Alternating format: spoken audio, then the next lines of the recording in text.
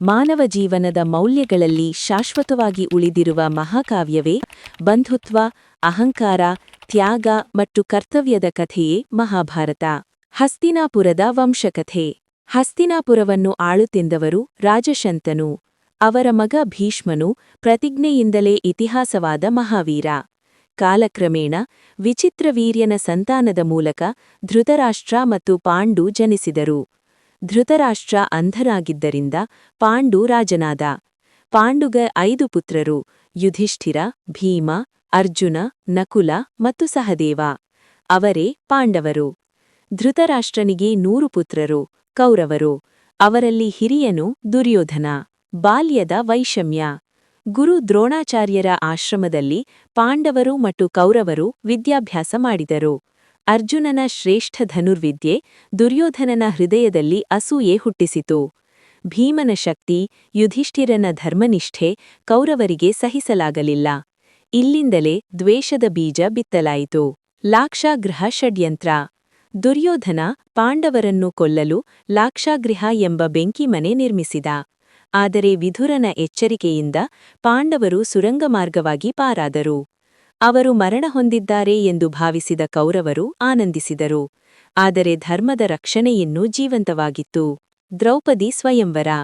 ಅರ್ಜುನನು ಬ್ರಾಹ್ಮಣನ ವೇಷದಲ್ಲಿ ದ್ರೌಪದಿ ಸ್ವಯಂವರದಲ್ಲಿ ಭಾಗವಹಿಸಿ ಮೀನಿನ ಕಣ್ಣಿಗೆ ಬಾಣ ಹಾರಿಸಿ ಜಯಿಸಿದ. ದ್ರೌಪದಿ 5 ಪಾಂಡವರ ಪತ್ನಿಯಾದಳು. ಇದು ಧರ್ಮದ ವಿಚಿತ್ರ ಆದರೆ ದೈವಿ ನಿರ್ಣಯ. ಇಂದ್ರಪ್ರಸ್ಥ ಮತ್ತು ರಾಜ್ಯ ವಿಭಾಗ.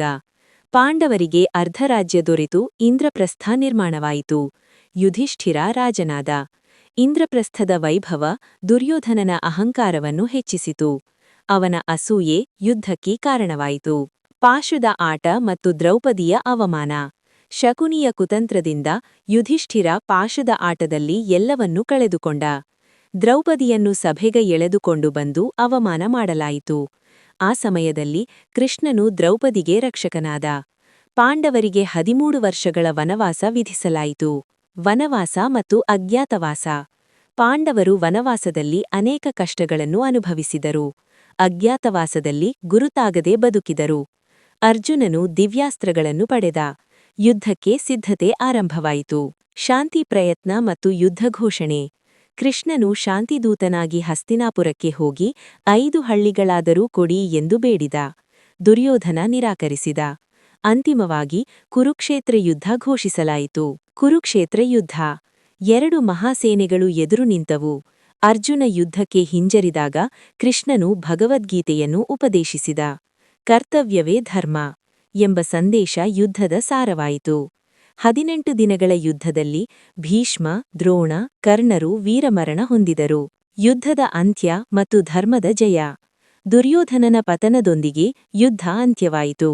ಪಾಂಡವರು ಜಯಶಾಲಿಗಳಾದರೂ ಅದು ಸಂಭ್ರಮವಲ್ಲ, ಪಾಠವಾಗಿತ್ತು. ಮಹಾಭಾರತದ ಸಂದೇಶ. ಅಹಂಕಾರ ನಾಶಕ್ಕೆ ಕಾರಣ. ಧರ್ಮ ಸದಾ ಜಯಶಾಲಿ. ಕರ್ತವ್ಯದಿಂದ ಹಿಂದೆ ಸರಿಯಬೇಡಿ. ಇದೇ ಮಹಾಭಾರತದ ಶಾಶ್ವತ ಸಂದೇಶ.